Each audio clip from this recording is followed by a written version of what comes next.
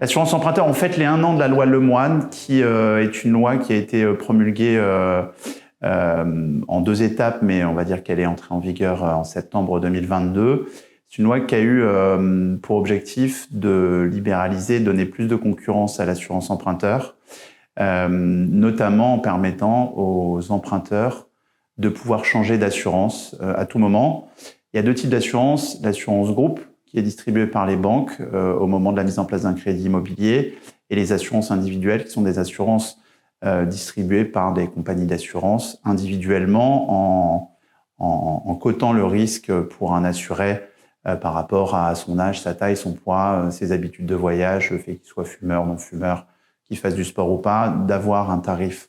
d'assurance individuelle qui sera le sien et pas celui de ses amis ou de son voisin. Et cette part d'assurance individuelle, elle est aux alentours de 15-20%, donc pas assez pour avoir un marché complètement concurrentiel. Cette loi Lemoine, elle est venue donner plus de libéralisation de ce marché pour que ces assurances individuelles prennent un peu plus de place par rapport aux assurances groupes qui sont distribuées exclusivement par les banques. Depuis 1 an, on peut dire que c'est une loi qui a plutôt bien fonctionné. Parce que depuis 2010, on avait eu plusieurs couches de réglementation sur la libéralisation du marché de l'assurance emprunteur qui avait moyennement fonctionné. Cette loi, 1 an après, elle est bien utilisée par les emprunteurs. On a pas mal de demandes isolées, c'est-à-dire que crédit immobilier mis en place, on nous rappelle sur la partie assurance pour